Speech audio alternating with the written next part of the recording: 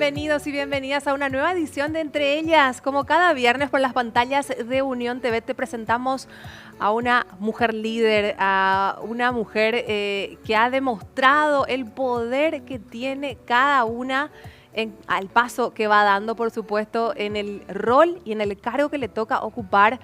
Y hay cargos y roles que requieren visión, firmeza, una visión a futuro que pueda marcar incluso el rumbo de una nación. Y hay una mujer en nuestro país que asume esta responsabilidad con pasión y compromiso. Ella es abogada de profesión y funcionaria de larga trayectoria en el ámbito público y que hoy le toca estar como líder del Ministerio de Trabajo, Empleo y Seguridad Social. Le damos la bienvenida a la ministra Mónica Recalde. ¿Cómo estás, ministra? Gracias por tu tiempo, gracias por acompañarnos. ¿Qué tal, Monse? ¿Cómo estás? Un gusto estar acá y saludar también a toda tu teleaudiencia. No, un gusto también para nosotros poder aprovechar porque sabemos la responsabilidad que conlleva justamente un cargo como el que te toca asumir, si bien con una larga trayectoria ya en el ámbito público, pero hoy específicamente en el Ministerio de Trabajo. Sí, así mismo. Yo realmente soy funcionaria del Ministerio desde hace 11 años, ¿verdad? Estos 20 meses aproximadamente, más 10 años de trayectoria. Fui funcionaria pública siempre, ¿verdad? También algunas salidas en mi inicio de mi carrera como abogada. Cuando era estudiante estuve en el sector privado, pero posteriormente sí hice una carrera dentro del servicio público. Y realmente es muy reconfortante saber que hasta dónde puedes llegar, porque yo empecé muy de abajo, muy de cero, siendo telefonista, y bueno, para que vean de cómo uno estudiando, capacitándose, trabajando y mostrando el valor que uno puede tener, y más todavía en una sociedad donde los hombres predominan los espacios de poder. Una mujer que pueda alcanzar esto, ¿verdad? Y la visión del presidente por sobre todo, de dar de nuevo la confianza a una chica joven, ¿verdad? Para llevar adelante esta cartera de Estado. Y bueno, y realmente me siento muy cómoda porque es para lo que me formé, para lo que me gusta hacer, y bueno, y ya conozco la institución. Así que estos 20 meses ha sido realmente un arduo trabajo, pero muy reconfortante. ¿Imaginaste alguna vez llegar a ser líder de una institución tan importante como esta?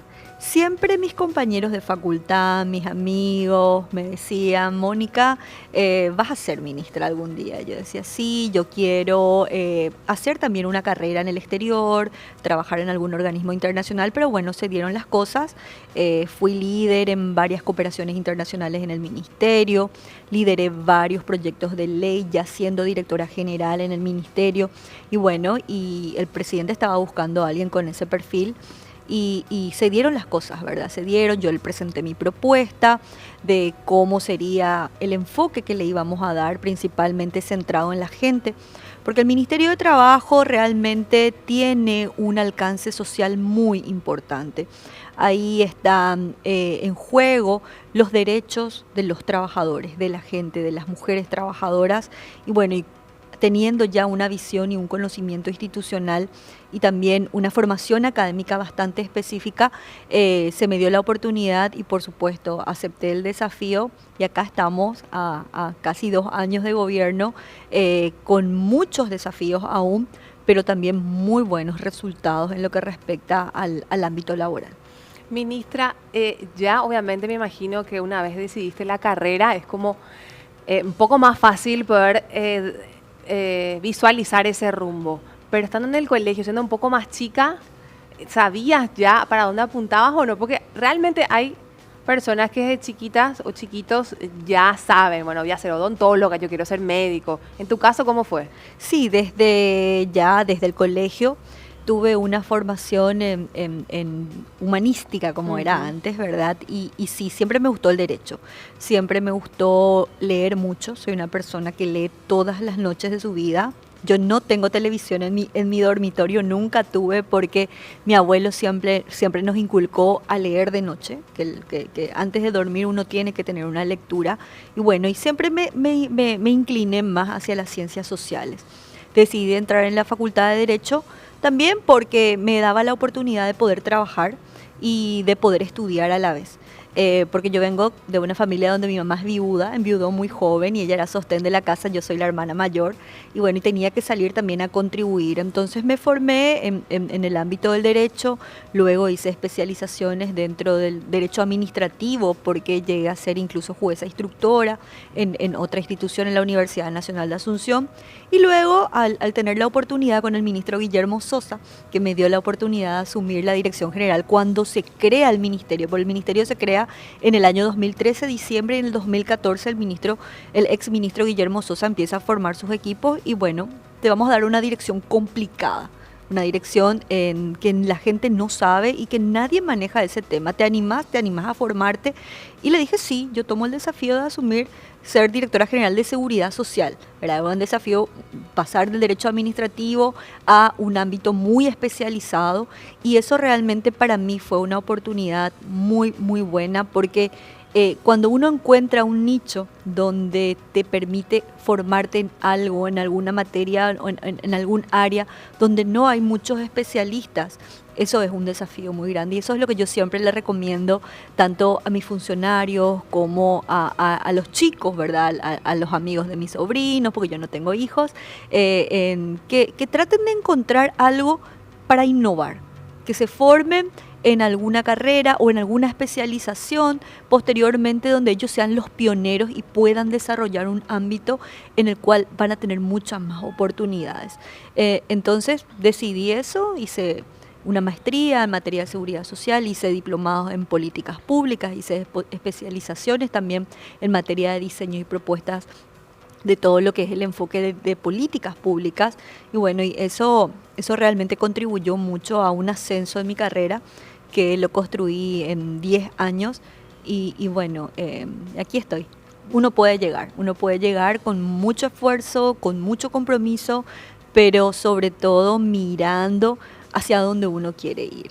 Yo particularmente dediqué prácticamente toda mi vida a mi profesión. Con eso yo conozco y sé lo que cuesta para las mujeres cuando uno tiene un rol dentro de la familia y también un rol profesional. Por eso apoyamos mucho nosotros a las mujeres. Veo a mis colegas desempeñar esos dos roles y sé que es bastante complejo.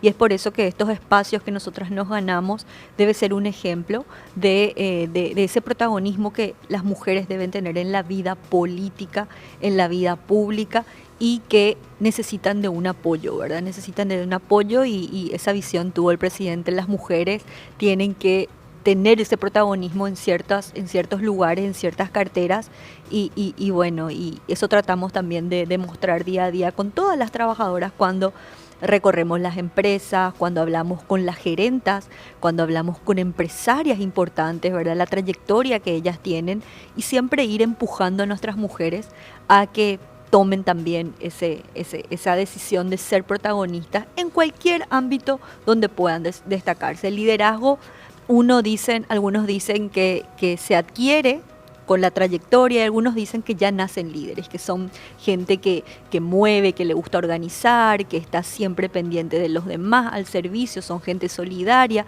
desde esas personas que te organizan de repente cuando vos necesitas un acto de beneficencia, hasta las personas que mueven equipos, tanto políticos o sociales, son realmente líderes muy importantes y nosotros estamos tratando de identificar esas mujeres líderes en cada acción que hacemos. Si bien hay un montón de programas que impulsan justamente el ministerio para formalizar el sector, obviamente también en pos de los trabajadores, ¿cómo crees que se encuentra este sector hoy en día y cómo lo viste crecer seguramente en todos estos años?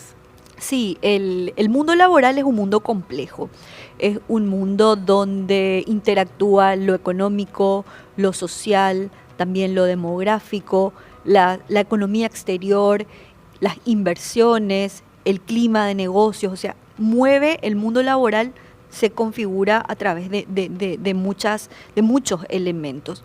Pero dentro de todo, Paraguay ha venido creciendo bastante bien en materia macroeconómica. Nosotros que registramos las empresas que hoy se están creando o que se expanden, hemos visto durante este periodo de gobierno una recuperación muy importante que tuvo un deterioro muy significativo en la época post-pandemia, ¿verdad? No logramos recuperarnos del todo, pero luego tuvo un salto durante el 2023 y 2024. Y cuando vemos que se crean empresas, significan que se están creando empleos. Por lo menos si son pequeñas o si son micro, estamos generando 2, 3, 4 empleos. Y tuvimos nosotros un desempeño muy interesante el año pasado con más de 19.000 unidades productivas nuevas formales, porque al registrarse al Ministerio de Trabajo ya significa que están formales, y también una expansión de más de 7.000 sucursales. En materia de generación de empleo, hemos visto una expansión muy interesante también en Alto Paraná, en Itapúa, en Coronel Oviedo con la instalación de fábrica, y por supuesto Central, que siempre es donde tiene mayor concentración la cantidad de personas empleadas. Y dentro de ese contexto nosotros tenemos un objetivo principal, que es de formalizar el empleo. Si bien en Paraguay se genera empleo, en muchas situaciones se generan empleos de baja calidad, empleos precarios. Y la atención a la clase media, ¿qué vamos a hacer con la clase media, que es la que realmente mueve la economía del país y que recibe entre 2 a 3 o 4 salarios mínimos por mes dentro de un hogar? Ese es hoy nuestro punto de atención, esa es la bajada de línea que nos dio el presidente, y bueno, estamos desarrollando políticas públicas para, primero, mejorar su calidad del empleo, segundo, que su ingreso realmente sea justo, que se le pague lo que corresponde, controlar a las empresas de que no violen ningún tipo de normativa laboral. Trabajamos con el IPS muy de cerca, porque lo que queremos es que la gente acceda a un empleo y también tenga seguro social, que esa es realmente la forma como nos miden en cuanto a formalización del empleo. Y otro punto muy importante que creo que no se ha trabajado a lo largo de la historia de Paraguay es el tema de la salud y seguridad en el trabajo, para evitar los accidentes de trabajo que día a día se publican y vemos los accidentes, ¿verdad? Y estamos siendo bastante estrictos con el incumplimiento de estas normativas. Incluso hemos cerrado empresas en muchas situaciones donde no se daban las condiciones para que los obreros sigan trabajando. Y bueno, y apoyamos también en otros temas como más focalizados, y vamos a lanzar próximamente un programa de apoyo al empleo juvenil, donde vamos a estar haciendo subsidios a las cotizaciones de la seguridad social. Queremos apostar por 10.000 jóvenes para que consigan empleo formal, y más de 2.000 empresas de tamaños micro, mediana y grande, que van micro, pequeña y mediana, que van a ser las beneficiarias a nivel país. Estamos por lanzar ese programa con el presidente. Y bueno, y se vienen muchos desafíos, ¿verdad? También administramos todo lo que tenga que ver con la política activa de empleo, que es la conexión entre el buscador y la empresa que oferta vacancias. A través de nuestro portal de empleo tuvimos 95.000 postulantes el año pasado, ya pasamos los 100.000 en este año 2025. ¿Solo en este trimestre? Sí, nosotros lanzamos la plataforma Emplea API en noviembre del 2023. Y a diciembre del 2024 teníamos 95.000 postulantes. ¿Y ahora se disparó entonces, ministra? Sí, ahora se disparó, tenemos muchos postulantes y manejamos alrededor de 25.000 vacancias al año aproximadamente. La Oficina Pública de Empleo es en promedio la tercera fuerza donde más mueve el tema de empleo, donde más concentra a nivel país, por sobre todo. Y bueno, y tenemos una inserción laboral de jóvenes muy interesantes dentro de lo que es el proceso de intermediación. Y después, como ya todo el mundo sabe, el SNPP, SINAFUCAL, con los cursos a nivel país que son gratuitos, por cierto. Hay que mencionar eso, que es muy importante también, que le da una oportunidad a gente que no tiene justamente acceso. Claro, esa es ¿qué es lo primero que una persona tiene que tener para salir al mercado de trabajo? Alguna habilidad, alguna formación, alguna destreza. Y eso es lo que nosotros hoy, cuando los jóvenes se presentan a la oficina de empleo, ¿en qué querés trabajar? Nosotros le preguntamos, ¿a qué te querés postular? Acá tenés 120 vacancias, tenemos hoy disponibles. No sé, yo quiero trabajar nomás. Entonces, ¿qué hace? Y eso pasa en el 90% de los casos de jóvenes entre 18 a 25. Los de 25 ya saben más hacia dónde apuntan, qué quieren, qué rubro quieren trabajar. Pero ahí entra el proceso de la orientación laboral. ¿Y qué pasa si no tienen las competencias? Le mandamos al SNPP o le mandamos al SINAFUCAL, y realmente la labor Y la política de empleo dirigida a la formación y capacitación ha dado oportunidades a muchísima gente. El SNPP más o menos está sacando al mercado 150.000 personas capacitadas por año. En los últimos 10 años estamos hablando más de 1 millón de personas, ¿verdad? Personas únicas, porque después tenemos personas que hacen un curso, 2 cursos, 3 cursos, o sea, obtienen varias certificaciones. Tenemos 150.000 personas al año y más de 300.000 certificaciones otorgadas solo por el SNPP. Y eso es, como vos mencionás, totalmente gratuito y al servicio de toda la ciudadanía, no solo de los jóvenes. Tenemos también alumnos que son ya de 40, de 50, de 60, que dicen, no, yo quiero mejorar mi negocio. Me voy a ir a estudiar cómo mejorar el uso de redes sociales y el desarrollo de una marca. O sea, la gente mayor quiere aprender, quiere estar cómo vender mejor, cómo promocionar los productos, o para algunas tecnicaturas u oficios, ¿verdad?, que son muy requeridos en el mercado y que se nos valora mucho también en el exterior por eso. Y que, por cierto, hay oportunidades laborales para las mujeres, por sobre todo, que por ahí antes era impensado. Pero vamos a hablar de eso a la vuelta de la pausa, ¿te parece? Perfecto. En breve regresamos con más de Entre Ellas. Quédate que tenemos todos los detalles aquí con la ministra de Trabajo. Ella es Mónica Recalde.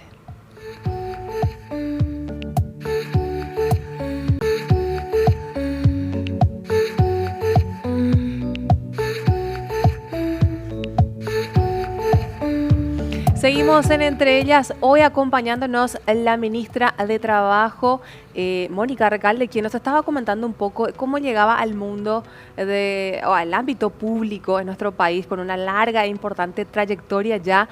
Y decíamos antes de ir a la pausa, ministra, hay un sector que cada vez le da más espacio a las mujeres y oportunidad laboral justamente para ellas, que también es en mandos medios hoy, que es uno de los más requeridos. Sí, en mandos medios realmente las industrias, los servicios y los comercios son los que más requieren esas habilidades. Y cuando hablamos de la expansión del sector industrial que te mencionaba anteriormente, que fue un sector que realmente creció bastante, las mujeres son muy requeridas. Y especialmente en todas aquellas industrias como por ejemplo la industria textil, la industria de alimentos, de procesamientos, hay mucha contratación de empleo femenino. Y no me quiero olvidar de mencionar cuando hablas de empleo femenino del programa Hambre Cero. El 98% de las mujeres contratadas, o sea, de las personas contratadas son mujeres. Son mujeres y hay también un porcentaje altísimo. Altísimo, altísimo. La semana antepasada estábamos con el presidente en Cordillera y había 999 mujeres y un hombre. Un hombre solo contratado, sí. Y decíamos, ¿verdad? ¿Dónde está el único hombre? Allá en la esquinita estaba él, la verdad, sí, bastante cohibido, no.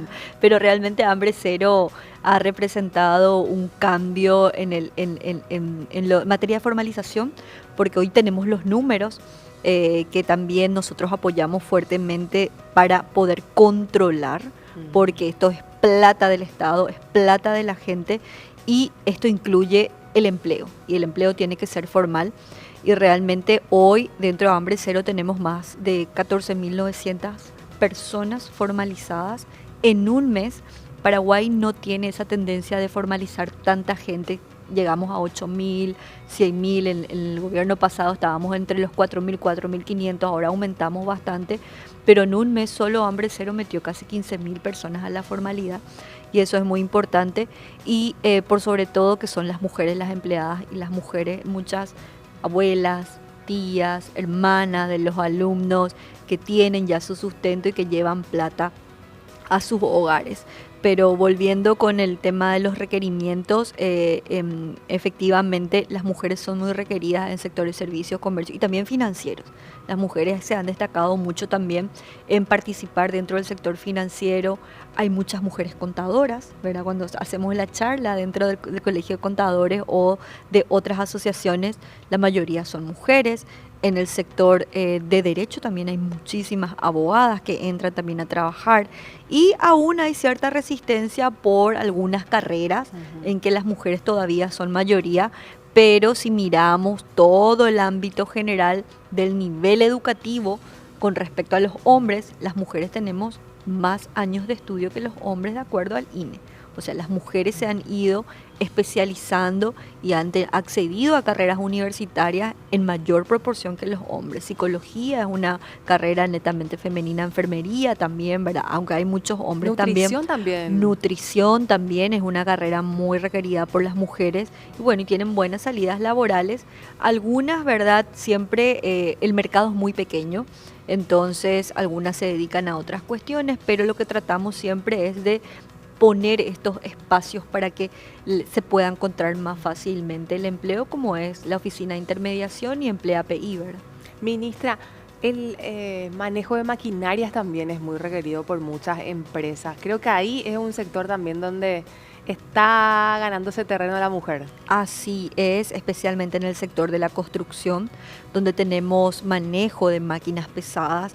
Nos decía la gente de las asociaciones de la construcción que cada vez hay más mujeres que manejan las grúas, que manejan las aplanadoras y especialmente que tienen mucha más sensibilidad para la carga, para los movimientos, ¿verdad? Son mucho más sensibles, mucho más hábiles en algunas cuestiones de manejo de maquinaria. Hoy, cuando la vez pasada la ministra Claudia Centurión recorría las obras, encontraba muchísimas mujeres trabajando en su franja de dominio, trabajando también en los campamentos, en materia de construcción, especialmente en el interior del país, y eso hace que las mujeres se animen más. Y también hace poco lanzábamos un curso en el SNPP de electromovilidad, que era anteriormente todo lo que es mecánica, automóvil, pintura, era hombres. Netamente.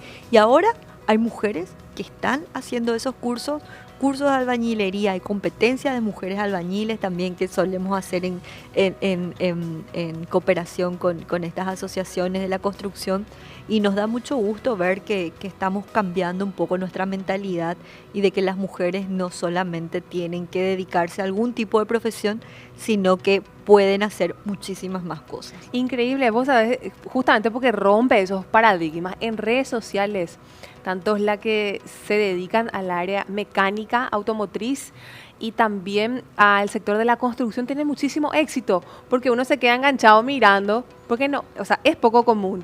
Entonces se vuelven virales y tienen muchísimo éxito en redes sociales y es un reflejo justamente de que se está avanzando en eso y que demuestran de que se puede, ¿verdad? Básicamente, y estamos creciendo también a nivel país para darle justamente esa oportunidad. ¿Tuviste algún caso, ministra, que llegó hasta el Ministerio de Trabajo? Porque es bien sabido que como hay mucha informalidad, seguramente eso trae consigo un montón de denuncias, un montón de reclamos. ¿Tuviste algún caso en específico que te haya llegado y que dijiste, bueno, me voy a encargar de hacerle seguimiento a este caso? ¿Y qué fue lo que pasó?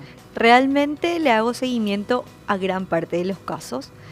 Nosotros tenemos una comisión de análisis y evaluación de denuncias donde vemos cuáles van para fiscalización y cuáles no. Hoy estamos potenciando bastante el área de violencia, el área de moving. Tenemos aumentado mucho los casos dentro del Ministerio de Trabajo donde la gente viene a denunciar, en el cual hay maltrato, por ejemplo, no le dan trabajo o les ponen a las mujeres u hombres, ¿verdad?, en una esquina, le discriminan. El famoso le pusieron en el freezer. Le pusieron en el freezer, pero es como que le van sacando del área de trabajo, no dándole nada, y esa es una forma de violencia también, para que renuncie, obligándole para que expulsarle del lugar de trabajo y bueno, yo no me voy más acá porque realmente me hacen sentir que no sirvo para nada o me ignoran. Y en esas situaciones nosotros tomamos intervención, se le llama a la empresa, se le hacen las preguntas correspondientes y se le solicita el protocolo, porque el trabajador, cuando ocurren este tipo de situaciones, lo primero que tiene que hacer es acudir a la oficina de talentos humanos. Pero ¿qué pasa en nuestro mercado? No todas las unidades productivas o las empresas, porque son muy chicas, no tienen un gestor de recursos humanos, son 8, 9, 10, 12, 15 personas y administra todo el contador o el abogado, el propio dueño. Entonces hay ese conflicto y ahí entramos nosotros con nuestras mediaciones o nuestras conciliaciones, donde le llamamos al trabajador, donde presenta su manifiesto, donde viene el empleador y tratamos de solucionar eso, porque en muchas ocasiones no es directamente con el dueño que tienen problemas, tienen con el compañero, tienen o con el superior inmediato. Entonces hay ciertas cuestiones donde el tema de moving y violencia ha sido uno de las cuestiones que estamos trabajando fuertemente para poder tener un mejor abordaje y que la gente pueda identificar cuando es sujeto de estas situaciones. Porque hay muchas cuestiones que de repente no se sienten o no se saben tipificar. No sé cómo llamarle, me hace esto. No solamente el acoso sexual o el acoso laboral es motivo de denuncia. Es más, dentro del ministerio mismo yo me vi obligada a sacarle a hombres por ese tipo de situaciones, ¿verdad? Y bueno, yo como mujer no puedo permitir eso que ocurra dentro de mi institución, entonces tuvimos que hacer los cambios correspondientes por esas razones. Y bueno, estamos trabajando en eso. También cuando hay accidentes de trabajo nos involucramos directamente, tomamos intervención directa. Son situaciones que nos preocupan y que realmente en muchas fábricas, si bien hay reglas de salud y seguridad ocupacional que se cumplen, en otras son muy precarias y eso a mí particularmente me ocupa también bastante. Y la mayoría de los casos que también me ocupo personalmente con mi equipo técnico es cuando la gente viene y denuncia evasión a la seguridad social. ¿Por qué? Porque la gente se enferma, viene y reclama su pago de reposición de gastos de reposo. Pero señor, usted tiene que tener seguro social. No, yo no tengo. Entonces ahí vemos, pero me descontaba mi patrón. Hay muchos casos donde años se le descuenta a su trabajador su 9% y nunca se le escribió. Entonces esos son delitos. Está tipificado en el Código Penal. Hemos enviado más de 100 casos a la Fiscalía donde identificamos evasión directa y le pedimos a la gente que denuncie los casos de evasión. Si te retienen tu salario y vos no estás en el IPS, eso es un delito. Y tratamos de promocionar, de sensibilizar, de hacer que la gente conozca sus derechos, de hacer campañas en donde tocamos temas específicos como indemnización, como vacaciones también, ¿verdad? Hay mucha gente que no sale nunca de vacaciones, especialmente la gente que está en el sector informal. Campañas para el sector doméstico, para el trabajador adolescente también. Entonces, el Ministerio de Trabajo es muy, muy, muy amplio y trabajamos nosotros a través de un consejo consultivo tripartito donde están los empresarios, los sindicatos y el gobierno, y ahí se discuten cuestiones más generales de políticas que tenemos que ir atendiendo y principalmente fortalecer el ministerio, modernizar el ministerio. Creo que después de 30 años el ministerio se arregló. Yo hice una refacción completa del servicio de atención al público. Invertimos muy poco. La gente dice, ¿cuánto va a tener? No, ni 400 millones no gastamos en arreglar y poner muebles decentes, una atención al público decente, agua, para que la gente esté cómoda y se sienta. Porque antes de llegar al ministerio, Dios mío, te daba luego ganas de llorar. Pensabas luego que nunca se iba a resolver tu problema. Así que esa entrada y ver que es una institución que está ordenada te genera mayor confianza. Trabajar en eso, trabajar también en lo que es la comodidad de los funcionarios para que se sientan motivados. Y bueno, y yo creo que en 20 meses hemos hecho muchas cosas, mucha gestión, mucha tecnología para poder enfrentar estos desafíos y dejar capacidad instalada por sobre todo. ¿Hay alguna meta para decir, bueno, quisiéramos bajar la informalidad tanto por ciento por año? ¿Cómo manejan ese, que imagino seguramente ha de ser con las denuncias que reciben? Porque como imposible saber qué empresa está cumpliendo y qué no, tiene que ser a través únicamente de las denuncias. Sí, nosotros tenemos una meta que es llegar a los 1 millón de trabajadores formalizados en este gobierno. Nosotros empezamos con 704.000 y yo creo que antes de julio vamos a alcanzar los 800.000. Y hubo un incremento el año pasado, a finales del año pasado y en estos 4 meses, impresionante la cantidad de trabajadores formalizados. Uno, porque no paramos de controlar, y otro también por las políticas focalizadas que el gobierno está implementando para generar empleo, como el programa Hambre Cero especialmente, y ahora con la reactivación del tema de la construcción también se va a dar un incremento muy importante. Entonces queremos llegar a los 1 millón de trabajadores formalizados. Queremos nosotros el año pasado hicimos casi 800 inspecciones laborales. y en comparado con periodos anteriores había 100, 150, 200 inspecciones, nosotros 800 inspecciones. Vamos a ampliar nuestro cuerpo inspectivo para reforzar los controles porque nos dimos cuenta que controlando cumple la gente. Vos podés poner en un país todos los incentivos, sensibilización, campaña, educación, pero si no controlás, evidentemente algo se te va a escapar. Entonces, apuntar al control, a la verificación, apuntar también a lo que serían, por ejemplo, este programa, como te dije, que vamos a lanzar a los jóvenes. Vamos a apoyarles a los jóvenes para que ellos su primer empleo sea formal, porque hoy tenemos una realidad de que los jóvenes entre 18 a 29 años, 64% son informales, altísimo. Y si vemos solamente la franja de 18 a 23, eso aumenta a 80% aproximadamente. Entonces, todas estas políticas, no hacerlo generales, sino vamos a trabajar con esta población. Y ese es el enfoque, pero sí nuestra meta es 1 millón de formalizados durante este gobierno. ¿Desde qué momento le llaman ya formal al empleo de una persona? Cuando tiene IPS.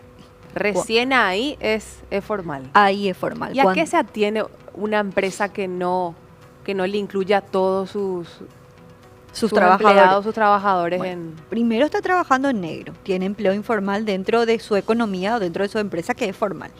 Y si yo me voy a una empresa y encuentro que 5 tienen IPS y 5 no tienen y están facturando, no, todos al IPS, porque hay mucho encubrimiento de la relación laboral asalariada. Entonces, vos como ganás 6 millones, facturame nomás, pero vos estás cumpliendo horario, estás marcando, estás cumpliendo tareas de delegación de un superior, tenés vacaciones, tenés aguinaldo, pero facturas. Eso es un empleo asalariado encubierto acá y por donde se lo mire. Por más de que en la factura le pongan otra cosa, ustedes tienen la forma de determinar si es o no es. Claro, porque en las situaciones que se presentan de esta manera, el trabajador está facturando de manera sucesiva al mismo empleador. O sea, la factura 02, 03, 04, 05 hasta 012 por salario o por otro es para la misma persona. ¿Y qué se hace con esos años que ya la persona trabajó informalmente, por decirlo? Bueno, y ahí entramos nosotros, hacemos la inspección, derivamos al IPS, solicitamos que se haga con planillas complementarias y se le mete nómina al trabajador y lo que hace es que la empresa pague retroactivamente eso, pero también... Por los años, o corre a partir de ahí. No, puede correr de los años. Si se comprueba que la relación laboral empezó 2, 3, 4 años antes, tiene que pagar por los 4 años. Entonces, lo que hacemos es trabajar de esa manera en conjunto con el IPS, pero muchas veces el trabajador dice, no quiero, se anima, ¿verdad? No quiero yo mi IPS. Como que no, ese no es una opción, es tu obligación estar ahí.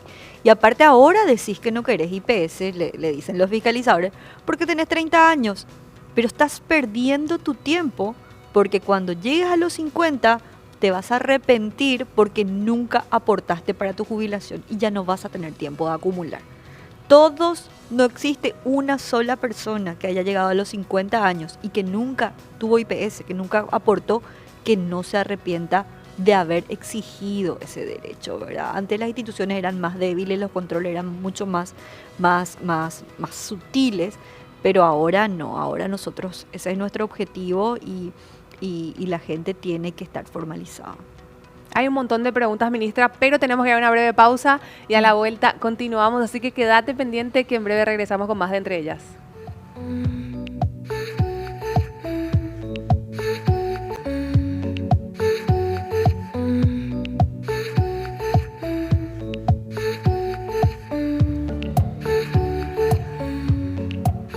Estamos de regreso y seguimos en compañía de la ministra de Trabajo, Mónica Recalde, con quien ya charlamos un montón, pero siguen habiendo otras preguntas muy interesantes, como por ejemplo, me imagino los desafíos innumerables que habrás pasado. ¿Recordás alguno en específico que decís, no sé cómo hice, pero logré pasar ese obstáculo? Sí, el tema de la superintendencia, ¿verdad? En materias de laboral, tuvimos 10 años de negociación para sacar la ley de la superintendencia. Y cuando asumió el presidente Santiago Peña dijimos, no, esto es sumamente necesario para nosotros, vamos a sentarnos con el tripartismo, vamos a sentarnos con los sindicatos, le vamos a escuchar y nos sentamos el ministro de Economía, el procurador y yo a trabajar con ellos. Y bueno, y era algo que no se iba a sacar nunca. Pero fuimos nosotros aceptando ciertas condiciones que ellos solicitaban y salió la ley de la superintendencia. Eso fue algo realmente histórico para nosotros y también una forma de demostrar que en materia de política pública hay que legitimar con todos los actores sociales, especialmente en el mundo del trabajo. Eso fue un claro ejemplo de que no podemos llevar a tambor batiente cualquier tipo de ley cuando afectan derechos de trabajadores especialmente, y que los empresarios y los sindicatos tienen que tener una participación. Entonces ese fue un desafío realmente al inicio que pensábamos, bueno, esto que no, que cedemos, que no cedemos, porque en derecho laboral, como están las tres patas, todo es negociar, es sentarte, ver, discutir. Bueno, ese fue un desafío muy, muy importante que nosotros tuvimos, ¿verdad? Y por supuesto, en temas de empleo también, el tema de la plataforma Emplea PI, cuando lanzamos el tema de la reforma también, ¿verdad? El abordaje que tuvo un impacto y una discusión social muy fuerte de la reforma del tema laboral, del código laboral. La discusión fue muy fuerte con respecto a cuáles son los derechos que se va a cambiar, cuál es el programa, cuál es la plataforma que se está llevando adelante. Bueno, y continúan esas mesas. Y otro tema que seguramente va a llegar pronto y que llega todos los años es la discusión del salario. Eso también es son tres cuestiones así que me ha tocado y son cuestiones que hay que negociar y hay que saber cómo abordarlos. Y hablando de salario, ministra, ¿qué porcentaje hay de gente que todavía ni siquiera recibe el salario mínimo? Bueno, y tenemos un porcentaje importante de personas, casi un 31% de gente que está ganando por debajo del mínimo. Ahí le metemos a todos en la bolsa, trabajadores asalariados, trabajadores independientes. ¿Qué trabajador independiente? Es el que trabaja por sí mismo, el que no tiene un patrón o empleador. Entonces eso hace que sea bastante importante. Casi de los asalariados, la mitad gana salario mínimo, una proporción de un casi 15-20% gana por encima del salario mínimo y el resto está ya, vamos a decir, en salarios mucho más altos. Pero tenemos ese desafío de mejorar los ingresos de los trabajadores, de poder establecer mecanismos mejor de control, porque realmente no es que gana salario mínimo, es que en muchas situaciones el trabajador no trabaja 8 horas, trabaja 9, trabaja 10, no se le paga horas extras. Entonces esa es una solicitud y una denuncia muy recurrente que tenemos. Y lamentablemente, y lo digo porque creo que voy a tener que regular este tema, las empresas no llevan planillas de control de asistencia. Entonces, cuando nosotros hicimos la actualización y la modernización de nuestro reo, dijimos, ok, vamos a tener que tener un mecanismo de control electrónico mucho más seguro, y bueno, y lanzamos una API de declaración de salarios, porque aún aún sigue existiendo los recibos de salario que vos tenés que entregarle a tu trabajador, y ahí tiene que decir tu salario, horas extra, y no teníamos un mecanismo. Entonces implementamos eso, es de manera gratuita por todo este año, se va a lanzar. Ayer firmé justamente la resolución sobre el tema de uso de recibos electrónicos laborales. Y bueno, y es un problema el tema de las altas horas, y hay dos sectores que nos preocupan y nos siguen preocupando, que es el sector de limpieza y guardia de seguridad. Ahí tenemos, son los más vulnerables, ministra. Son los más vulnerables, pero sí vamos a empezar a controlar. Nos fue muy bien con las verificaciones de hambre cero, así que otra de las políticas que vamos a implementar es el control a los proveedores del Estado. Porque ahí hay mucho empleo generado, como te dije, en hambre cero, eso es plata pública, guardia de seguridad, limpieza es plata pública. Pero ahí sí, otro problema muy recurrente, especialmente en las limpiadoras, es el descuento de los salarios. El código, si bien establece algunos porcentajes en los cuales pueden ser descontados los salarios, algunas causales por las cuales se pueden ser descontados los salarios, en muchas situaciones hay abuso por parte de las empresas en las cuales los trabajadores Se te cae un vaso, descuento. Se te rompe algo, descuento, O ¿verdad? por no usar Venció. correctamente el uniforme No, también. no usar correctamente el uniforme. Entonces hay situaciones Pero que se puede hacer eso, ministra. ¿Se puede descontar realmente o eso está prohibido? hay algunas situaciones en cuales sí se puede descontar, ¿verdad? Pero siempre tiene que haber alguna prueba de que esa situación se dio. ¿Qué, por ejemplo, las ausencias Las ausencias no justificadas? no justificadas se pueden descontar, pero tiene un límite, porque vos tenés que tener un reglamento interno donde regules ese incumplimiento por parte del trabajador. Y en muchas empresas, por ejemplo, no le descuentan, pero si llega 3 días, tiene 3 llegadas tardías, tienen una suspensión de jornada de trabajo, o 2 suspensiones, o una amonestación. Son diferentes tipos de políticas que nosotros vemos cuando se presenta el reglamento interno, cuáles son las sanciones aplicables. Y no pueden haber sanciones excesivas.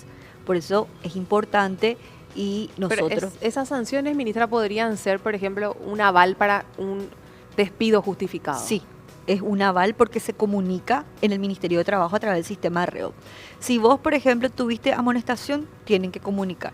Si tuviste alguna suspensión por alguna falta que cometiste, tenés que comunicar. Entonces, la comunicación que hace la patronal, incluso hay denuncias policiales de que el patrón le denuncia por robo o le denuncia por uso indebido de algún material, ¿verdad? Hay situaciones que también tenemos donde también tienen que comunicar al Ministerio de Trabajo para tener un aval. ¿Por qué? Porque cuando se le despide de manera justificada, no corre la indemnización. No corre la Claro. indemnización. Y cuando es injustificado, sí corre la indemnización. Ujú. Pero sin embargo, en esos casos igual recibimos denuncias de los trabajadores que fueron despedidos por esas razones, cuando tuvieron amonestación, falta, suspensión, y dicen, no, no me liquido, no me hizo mi descuento. Y revisábamos en el sistema y la patronal nunca comunicó de que él tuvo suspensión o que tuvo amonestación o que tuvo otro tipo de medidas en la empresa. Entonces, ¿qué se presume? De que el trabajador está diciendo la verdad, porque en el Código Laboral la carga de la prueba está invertida. Es siempre el empleador el que tiene que probar que lo que dice el trabajador no es cierto. Entonces eso es algo muy especial del derecho laboral. Y bueno, y tenemos muchos casos en donde, y hemos observado en nuestra base de datos de denuncias, también el tema de firma de documento en blanco. Nosotros estamos enseñando a la gente de que todo el contrato tiene que estar llenado, que no firmen pagarés, porque hoy uno de los problemas que nosotros también hemos levantado incluso esta situación en que se hace firmar pagaré a la gente. Y eso que puede acarrear, como vimos en las noticias, todo el problema de los pagarés. Y hay muchos trabajadores que se vieron perjudicados por eso, o empresas que dan préstamos a sus trabajadores y que le hacen firmar pagaré en blanco. Yo te presté, no te di un anticipo ni adelanto de salario, te di un préstamo, ¿verdad? Pero eso te voy a descontar. Fírmame acá. Vos me diste 3 millones, pero le hacen Después eran figurar 30. y después se vende el pagaré, se vende acá, porque no ejecuta el patrón, sino vende, porque hay todo un sistema de ventas de pagaré a terceros, a casas, ¿verdad? Que es gravísimo. Que es gravísimo, gravísimo. Entonces ahí también creo que es una materia pendiente que ya levantaron los sindicatos, es el tema de los embargos de los sueldos, ¿verdad? Porque eso es otra de las razones por la cual el trabajador no quiere estar en IPS.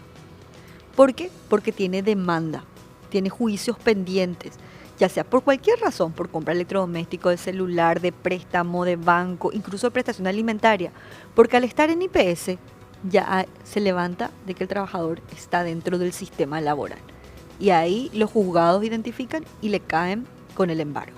Entonces, los embargos suelen ser muy altos. Creo que vamos a trabajar también en una nueva regulación ¿Qué de los porcentaje está llegando hoy, ministra? por prestación. Hasta 50% se le puede descontar al trabajador de su salario.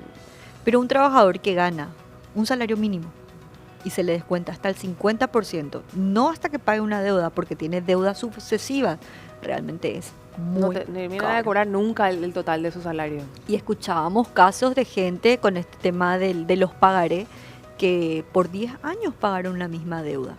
Y ha sucedido también con las asociaciones, las mutuales, donde vos te ibas, te daban un vale y te ibas a una tienda y te retiraba tus cosas, pagabas todo tu asociación, pero había sido la asociación nunca pagó, te demandaba, iba a juicio, vos tenías que volver a pagar 1, 2, 3 veces. Hay muchísimos casos. Y el tema del sobreendeudamiento del trabajador es un problema grave que nosotros tenemos acá en nuestro país y que tenemos que trabajarlo tanto desde la educación financiera como también desde el ámbito regulatorio, porque 50% de tu salario, más si sos formal, tu 9%, porque tu 9% no entra, entonces te descuentan casi un 60% de tu salario, es mucha plata realmente. ¿Cuántas denuncias ya suman al día de hoy con el tema de los pagares, ministra? Nosotros, como firma de documento en blanco el año pasado, tuvimos casi 1000 denuncias. Es mucho. No pagar, firma de documento en blanco. Y ahí documento yo te hablo desde hoja en blanco, desde pagaré en blanco, desde recibo en blanco, desde renuncia en blanco. O sea, muchos tipos de documentos que cuando uno indaga y ve qué es lo que es documento en blanco, no, y hay casos y casos. ¿Cómo es renuncia en blanco, ministra? Le hicieron firmar y ellos completaron como si fuese una denuncia. No, como una renuncia, perdón. Sí, ya en muchas empresas recibimos denuncias en el que el trabajador ya firma su contrato, pero firma su renuncia, pero la renuncia no tiene fecha. Entonces, al firmar tu renuncia, dice que vos te desvinculás de la empresa y no te corre tu indemnización. Entonces, el patrón ya no te quiere y acá, no, ya, finish, terminó. Te llama, te desvinculaste y vos ya te pones la fecha de tu renuncia. Entonces, también tenemos casos, también hacemos inspecciones laborales por esos motivos.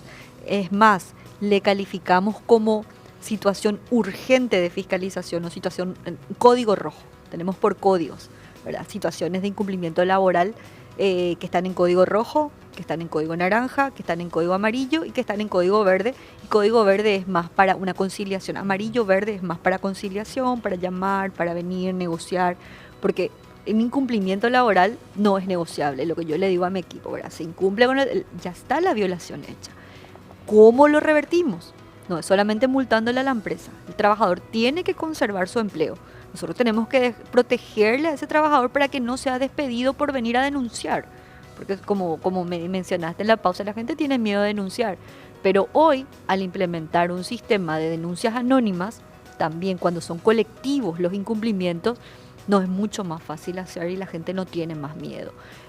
Pero cuando hay un conflicto 1 a 1, o sea, yo con mi patrón por causas como por ejemplo acoso o causas de incumplimiento o alteración unilateral del contrato de trabajo o alguna cuestión que me afecta a mí individualmente, la mayoría de las veces llamamos a conciliación porque es la manera más rápida de arreglar, pero cuidamos de que no se le despida a la gente.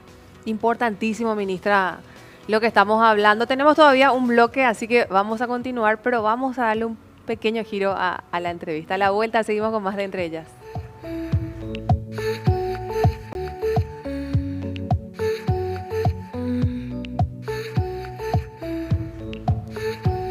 Llegamos a la parte final, pero donde vamos a intentar sacarle el jugo a la información que podemos obtener aquí con la ministra Mónica Recalde. Bueno, ministra, sabemos que todo tu tiempo seguramente está enfocado en tu rol como ministra, siendo líder de esta cartera estatal, pero ¿cómo haces para congeniar lo personal con lo profesional? Seguramente encontrar ese tiempo, ese espacio, porque hasta los fines de semana ha de ser el teléfono que no para de sonar. No, la vida de los ministros es muy dura. Estamos 24/7, todo el gabinete trabaja muchísimo, estamos pendientes de todas las necesidades y sí, tratamos de despejarnos un poco, ya sea sábado de tarde, domingo de mañana. Y bueno, yo particularmente no estoy casada, no tengo hijos, entonces eso me facilita, como te dije al comienzo. Soy un poquito más libre entonces, soy ministra. Soy más libre, sí. Le visito a mi mamá, me encanta irme al súper. Amo irme al súper, amo ir a revisar las verduras, ver los precios, porque la gente se queja de los precios. Entonces trato de irme a lugares populares, ¿verdad? Me gusta mucho recorrer los lugares populares para hablar también con la gente. Se te acerca, ministra. Se acerca la gente. Antes no me reconocían, pero ahora la gente ya se acerca, ya me conocen más y vienen. Y mi hijo quiere trabajo. Lo primero que me dicen las señoras del súper: ministra, mi hijo tiene 20 años y quiero que trabaje. ¿Dónde le puedo mandar? Entonces yo ya le doy, ¿verdad?, el número de teléfono y la página. Con mucha paciencia, me gusta hablar mucho con la gente. Y otras cuestiones que hago en mi tiempo libre es leer y es limpiar, porque yo limpio mi casa. Yo cocino por mí misma, limpio por mí misma, porque como venimos de una familia de clase media, nunca tuvimos empleada doméstica. Entonces, todos mis 2 hermanos, mamá y yo, nos distribuíamos la tarea del hogar y todos colaborábamos en la casa. Entonces yo mantuve, y es una forma de desestresarme también. Hago pilates cuando puedo. Me gusta bastante hacer stretching, entonces hago también eso. Y bueno, y transcurre así mi tiempo libre entre el trabajo y algunos hobbies que me doy algún gustito de repente. Herencia principal del abuelo, entonces la lectura. ¿Tu La libro lectura. favorito cuál, ministra? Ahora estoy leyendo El nudo de Carlos Pagni. Carlos Pagni es un sociólogo argentino que tiene su programa los lunes en un canal muy conocido de Argentina. Es un sociólogo que describe un poco la historia de la política bonaerense, ¿verdad? Y es muy similar en muchas cuestiones. Me gusta mucho leer libros de política y tengo un montón de libros favoritos. Tengo un dormitorio, o sea, una pieza llena de libros. Ese es mi lugar de libros, donde tengo libros desde la época de 1940, libros de colección de mi abuelo, libros de colección de mi tío, libros míos que compré en lugares donde viajé. Y bueno, y mi dedicación a la lectura me da mucha paz, me da y me da mucho conocimiento y mucha apertura. Yo siempre le digo, y acá los chicos saben, lean, tienen que leer porque el conocimiento de la cultura general, por más que no viajes, por más que no tengas la oportunidad de irte a otros países, la lectura te da ese conocimiento, esa imaginación que puedes tener y también mucha agilidad dentro de pensamiento, como para poder escribir, como para poder hablar, para poder relacionarte. Así que yo les recomiendo a todos, no tengan televisión en su dormitorio, tengan un veladorcito y un librito y cada noche abran y van a ver que cómo le cambia y se desestresan de toda la rutina diaria. ¿Alguno que le recomendarías específicamente a las mujeres? ¿Cuál puede ser? Si es que tenés alguno. Un libro que yo le recomendaría a las mujeres específicamente es uno de Carlos Ruiz Zafón, que es La sombra del viento. Es un autor español que habla sobre una historia de una familia, ¿verdad?, que se desenvuelve en varios pasajes. Y bueno, y es muy emocional, muy conmovedor. Y es un escritor muy interesante para descubrir un poco nuestras emociones como mujeres. Ministra, ¿te gustaría dejar algún legado en particular desde este cargo en el que ocupás hoy? Sí, me gustaría dejar una institución fuerte y unas leyes, unos proyectos de leyes o políticas públicas que marquen un antes y un después dentro de lo que sería el gobierno del presidente Santiago Peña y que después no puedan echarlas atrás. Entonces, yo creo que esa población que tenemos que aprovechar son los jóvenes y las mujeres. Creo que programas dirigidos a ellos pueden marcar un rumbo diferente. Quiero que nuestro programa de primer empleo o de empleo juvenil sea como el Tecopora, que empezó ya hace muchos años con asistencia social, pero luego fue incrementando y logró a mucha gente salir de la pobreza. Y bueno, y una institución fortalecida. Creo que Paraguay necesita trabajar muy fuertemente en su capital humano, en sus funcionarios y en el cambio de una cultura de pensamiento del servicio público.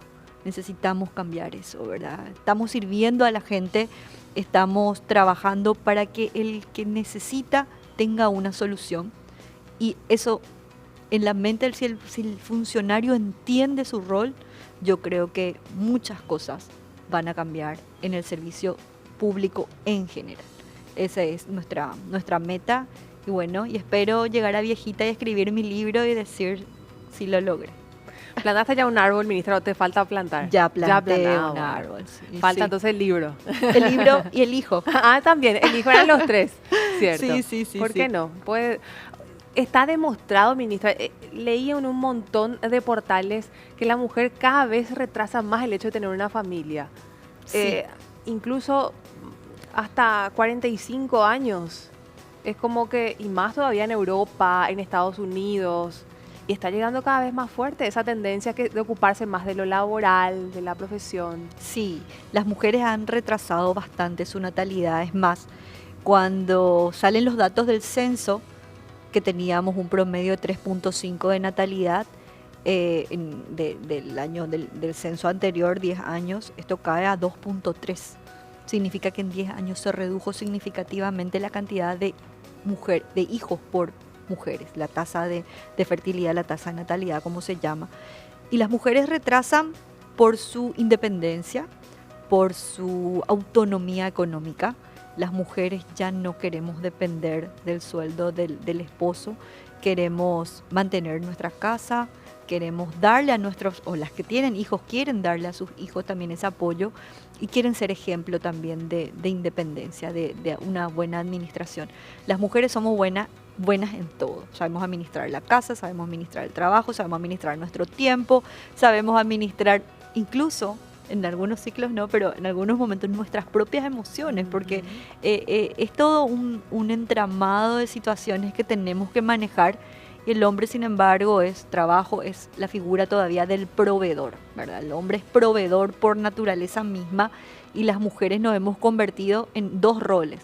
Proveedoras, porque hay muchas jefas de hogar, hay muchas mujeres que incluso ganan más en su casa que sus propios maridos, y también de cuidadoras del hogar. Y esa compatibilización es lo que nosotros como los que hacemos políticas públicas tenemos que apoyar mucho más y valorar ese trabajo no remunerado de las mujeres para que ellas puedan compatibilizar su vida.